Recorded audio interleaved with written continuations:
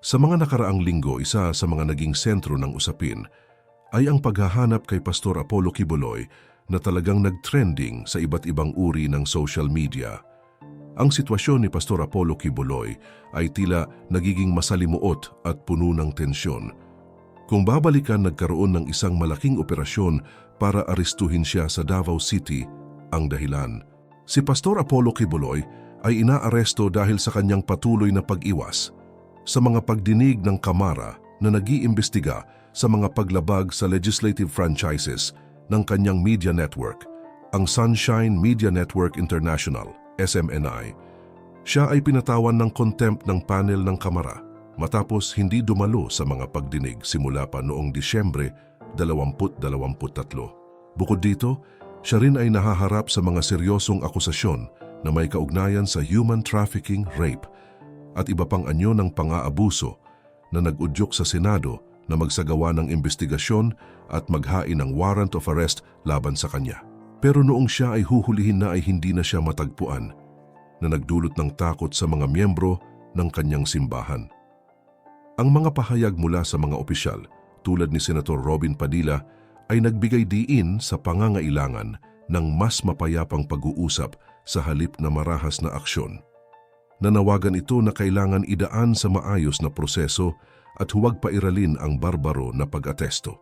Pero mas kinakatakot ng kanyang mga taga-suporta ay kapag nahuli ito ng Amerika. Ano ang mga posibleng mangyari kay Apollo Quiboloy kung sakali ngang mahuli ito ng Amerika? Ito ang ating aalamin. Pero alamin muna natin bakit nga ba hinuhuli itong si Pastor Apollo Quiboloy, ang leader ng Kingdom of Jesus Christ. Ito ay dahil nahaharap siya sa mga seryosong akusasyon ng rape at human trafficking na nag-udyok sa mga awtoridad na maglabas ng warrant of arrest laban sa kanya. Sa kabila ng mga imbitasyon mula sa Senado upang humarap at ipaliwanag ang mga aligasyon, siya ay hindi sumipot na nagresulta sa paglabas ng arrest warrant ng mga pulis. Nang sinubukan ng mga awtoridad na arestuhin siya sa kanyang tahanan sa Davao City, nahirapan silang makapasok dahil sa libu-libong taga-suporta na nagbantay upang pigilan ang kanyang pag-aresto. Hayon sa mga ulat, may mga bulong-bulungan na nagtatago siya sa isang underground bunker o secret passage na itinayo sa kanyang compound na nagpapakita ng kanyang impluensya at ang matinding suporta mula sa kanyang mga tagasunod. Ang mga kapulisan ay patuloy na nag-iimbestiga at nag-aasam na mahanap siya, habang ang mga kasong isinampalaban sa kanya ay nagiging mas seryoso, kabilang ang mga akusasyon ng child abuse at sexual exploitation. Sa kabila ng lahat ng ito, patuloy na itinatanggi ni Quiboloy ang mga aligasyon laban sa kanya. Sinasabing ito ay bahagi ng isang mas malawak na balak ng mga ahensya ng gobyerno ng US at ng kasalukuyang administrasyon sa Pilipinas upang siya ay hulihin. Sa kanyang mga pahayag, inilarawan niya ang kanyang sarili bilang isang biktima ng mga conspiracies na nagbigay diin sa kanyang takot sa mga awtoridad na maaaring kumilos laban sa kanya. Siyang underground bunker na matatagpuan sa compound ng KOJC o Kingdom of Jesus Christ ang sinasabi na pinagtataguan ngayon ng pastor na ayon naman sa mga pulis ay nalalapit na ang araw na mahuhuli nila ang religious leader na ito. Pero paano ito nasabi ng PNP? Well, dahil narinig nila ang heartbeat ng pastor mula sa ilalim ng lupa. Nakakagulat, di ba? Pero tama ka, isang heartbeat ang narinig nila sa ilalim ng lupa na nagbigay sa kanila ng pag-asa na nasa compound pa ang pastor at nagtatago lamang. Paano nila ito nagawa? Ito ay dahil gumamit sila ng isang ground-penetrating radar na naglalabas ng electromagnetic waves, karaniwang nasa microwave frequency range mula 10 MHz hanggang 2.6 GHz. Kapag ang mga wave na ito ay tumama sa isang bagay na may ibang electrical properties, ang bahagi ng signal ay nare-reflect pabalik sa receiver. Ang mga return signals na ito ay sinusuri upang makuha ang mga detalye tungkol sa mga estruktura sa ilalim ng lupa. Sa partikular na sitwasyon ni Quiboloy, ang GPR ay na-modify upang makilala ang mga periodic fluctuations sa katawan ng tao tulad ng heartbeat at paghinga. Ang mga frequency ng mga paggalaw na ito ay nasa hanay ng 0.8 hanggang 2.5 Hz para sa heartbeat at 0.2 hanggang 0.5 Hz para sa paghinga. Sa pamamagitan ng pagkakaiba ng signals mula sa mga static na bagay, nagiging posible ang mataas na sensitivity sa pagtukoy ng mga buhay na organismo sa likod ng mga hadlang tulad ng mga pader o lupa.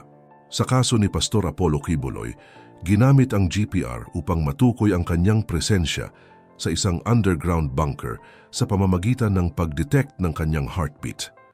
Ngayon, bakit tila ayaw pang sumuko ng pastor? Bakit tila natatakot itong lumabas? Well, ito ay dahil natatakot ito sa posibleng ikaso sa kanya ng Amerika kung sakaling siya ay mahuli. Kapag nahuli kasi si Pastor Apollo Quiboloy ng mga awtoridad sa Amerika, may ilang posibleng mangyari sa kanya batay sa mga umiiral na batas at kasunduan sa extradition. Una, ang Pilipinas ay may obligasyon sa ilalim ng extradition treaty nito sa Estados Unidos na maaring humiling ng provisional arrest para kay Quiboloy. Ayon sa Department of Justice, DOJ ng Pilipinas, walang garantiya na hindi siya mai-extradite sa US kung siya ay mahuli. At kapag na-extradite siya papuntang Amerika, mas mahirap na kay Quiboloy na makontrol o makabalik pa sa Pilipinas dahil iiral na ang batas ng Amerika sa paglilitis sa kanya. Pangalawa, si Quiboloy ay nahaharap sa mga seryosong akusasyon sa US, kabilang ang conspiracy to engage in sex trafficking at iba pang krimen. Kung siya ay ma-extradite, maaaring harapin niya ang mga kasong ito sa isang US court na maaaring magresulta sa mahabang pagkakakulong kung siya ay mapatunayang nagkasala. Bagamat may posibilidad na ma-extradite si Quiboloy, ang DOJ ay nagpapaliwanag na ang extradition ay iba sa extraordinary rendition, na isang anyo ng state-backed kidnapping na ikinatatakot ni Quiboloy. Ang DOJ ay hindi pa nakakatanggap ng anumang kahilingan sa extradition mula sa Estados Unidos para kay Quiboloy na nahaharap sa mga kaso ng sex trafficking sa US. Ang isang kahilingan sa extradition ay dapat dumaan sa mga diplomatikong channel at dapat na may sapat na ebidensya upang mapagtibay ang kahilingan. Ang kampo ni Quiboloy ay naghahanap ng isang nakasulat na deklarasyon mula sa mga opisyal ng Pilipinas na hindi siya ipapadala sa Estados Unidos, ngunit ang DOJ ay tumanggi sa kanilang kahilingan. Ipinaliwanag ng DOJ na ang pagbibigay ng espesyal na pagtrato kay Quiboloy ay magkakaroon ng malaking epekto sa kanilang sistema ng hustisya at sa kanilang mga internasyonal na obligasyon. Sa madaling salita, ang posibilidad na ma-extradite si Quiboloy ay mataas dahil sa kasunduan sa ekstradisyon ng Pilipinas at US. Ang DOJ ay tumanggi sa kahilingan ng kampo ni Quiboloy na ibigay sa kanya ang espesyal na pagtrato dahil ito ay magiging president at hindi patas sa iba. Pero sa kabila ng mga kaso na ibinabato sa kanya, patuloy na naniniwala ang mga taga-suporta ng pastor na malalagpasan nito ang pagsubok na nangyayari sa kanya. Maraming paring mga tao ang patuloy na naniniwala sa inosente ni Pastor Apollo Quiboloy at sinisiraan lamang ito upang mapabagsak. Alam naman natin kasi na ang Kingdom of Jesus Christ, KJC, ay mayroong malaking base ng mga taga-suporta na umaabot sa milyon. Ang mga miyembro ng simbahan ay madalas na nagiging matatag sa kanilang pananampalataya sa kanilang leader, na itinuturing nilang isang espiritual na gabay at appointed son of God. Ang kanilang matinding debosyon ay nagiging dahilan upang hindi nila agad tanggapin ang mga akusasyon laban sa kanya na itinuturing nilang isang pag-atake sa kanilang pananampalataya at komunidad.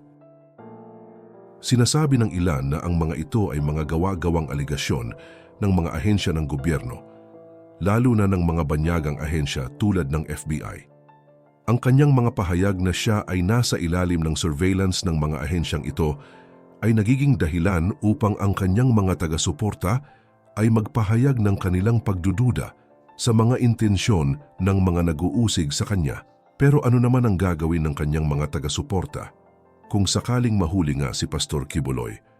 Una na riyan ay maaring magtalaga ang KJC ng mga abogado upang ipagtanggol si Quiboloy sa mga kasong isinampa laban sa kanya. Ang kanilang legal team ay maaaring magsagawa ng mga hakbang upang mapanatili ang kanyang kalayaan o maipagtanggol siya sa mga akusasyon ng human trafficking at iba pang krimen. Ang mga taga-suporta ni Apollo Quiboloy na bahagi ng kanyang samahan ay maaring magsagawa ng mga demonstrasyon o kampanya upang ipahayag ang kanilang suporta at paninindigan sa kanyang kawalang kasalanan. Maaring magkaroon ng mga rally o mga pagpupulong upang ipahayag ang kanilang paniniwala sa kanya at labanan ang mga paratang laban sa kanya. Isa pa sa posibleng mangyari ay ang simbahan ay maaaring magpatuloy sa pagbibigay ng espiritual na suporta sa kanilang mga miyembro na maaaring maapektuhan ng sitwasyon. Ang mga lider ng simbahan ay maaaring magbigay ng mga sermon at mensahe ng pag-asa upang mapanatili ang morale ng kanilang komunidad sa gitna ng krisis. Sa kabuuan, ang sitwasyon ni Pastor Apollo Quiboloy ay nagiging mas komplikado at mapanganib sa bawat araw na lumilipas. Habang patuloy siyang inaatake ng mga akusasyon at warrant of arrest mula sa mga awtoridad sa Pilipinas at Estados Unidos, ang kanyang mga taga-suporta ay patuloy na nagpapakita ng kanilang matinding suporta at paniniwala sa kanyang inosensya.